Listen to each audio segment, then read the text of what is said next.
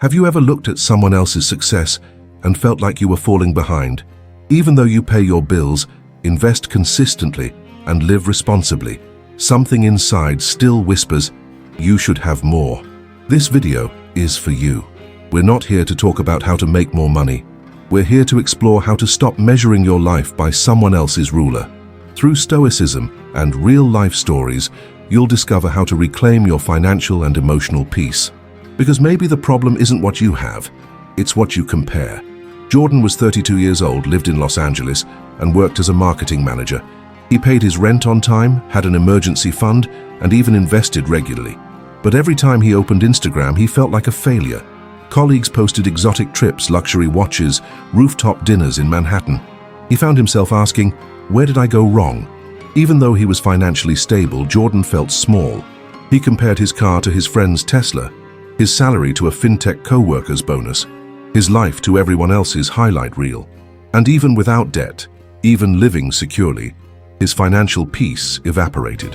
In the middle of this emptiness, he stumbled upon a quote, "Do not seek for things to happen the way you want them to. Rather, wish that what happens happen the way it happens. Then you will be happy." Epictetus.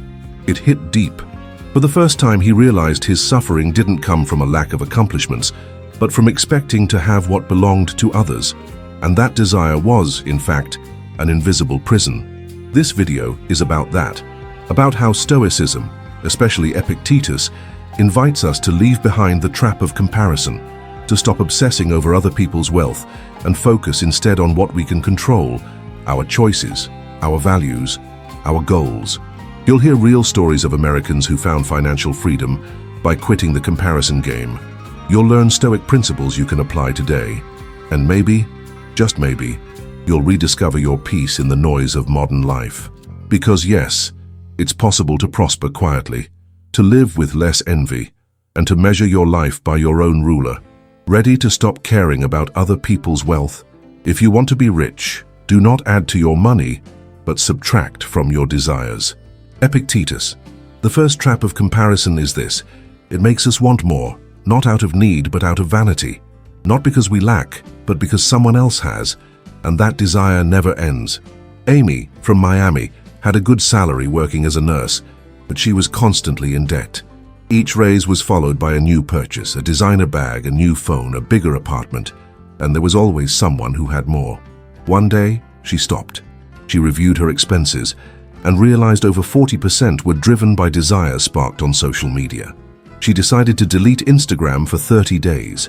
In the first month, she saved $200. In the second, she realized she didn't want to go back.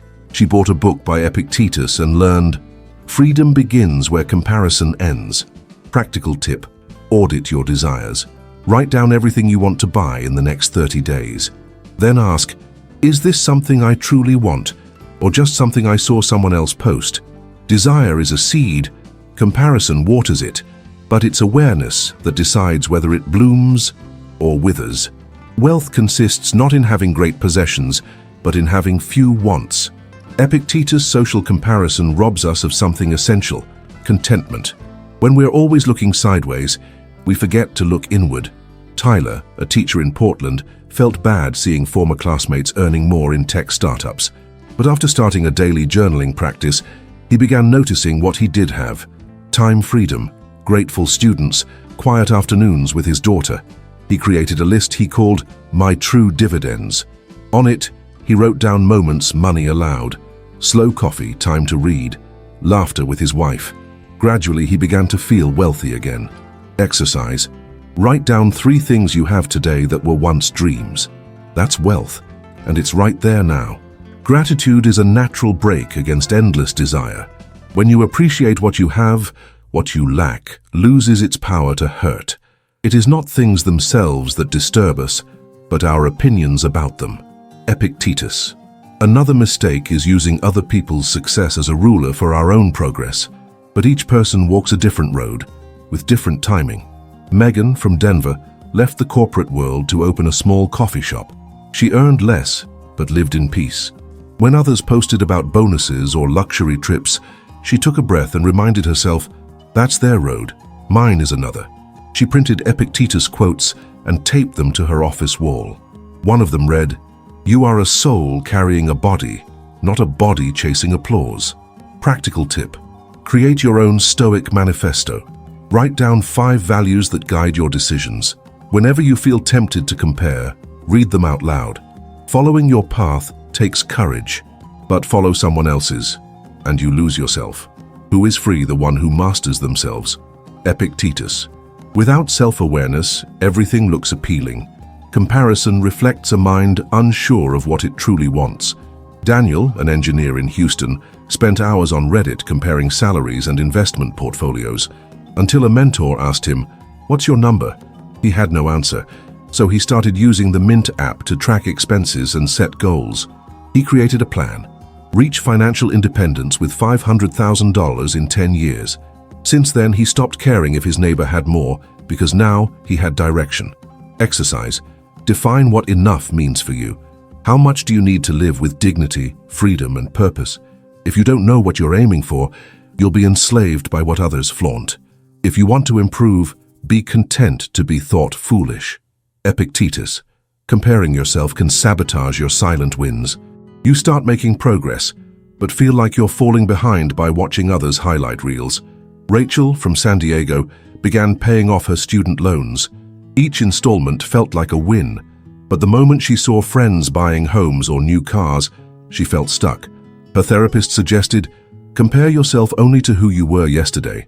She taped that phrase to her mirror and began a progress journal. Every Sunday, she wrote down one weekly win. After 6 months, she had paid off $8,000 and, more importantly, had rebuilt her self-esteem. Tip: celebrate micro wins. Every small saving, every debt paid, every no to impulse is a step forward. Acknowledge it. Growth is a seed. Comparison is poison. Protect your garden. You become what you give your attention to. Epictetus. What you feed your mind with shapes your world. Comparison is a subtle form of mental poisoning. Leonard, an analyst in Atlanta, realized he spent 3 hours a day on social media. He started an experiment. For 30 days, he replaced that time with reading Stoic texts and meditating. By the end of the month, his stress levels had dropped, his spending decreased, and his clarity improved. He created a Stoic morning routine, 10 minutes of journaling, for an Epictetus quote, review of financial goals, 5 minutes of silence. That practice reprogrammed his focus from the external to the internal. Try this. Start your day without your phone. Use the first 20 minutes for yourself. Set your direction before the world sets it for you. Your mind is fertile ground. What are you planting in it? The desire for approval from others makes us slaves. Epictetus' comparison often hides a deeper craving for validation, a disguised need to belong, to be admired. Samantha, a freelancer in New York, bought expensive clothes just for Zoom meetings. Deep down, she wanted to seem successful. One day, her card was declined. That's when she realized she was going into debt to impress people she barely knew. She took a digital detox, stopped posting for 60 days, saved $2,000, and discovered she could be proud of herself. For herself. Challenge: go 1 week without posting anything. Observe your mind.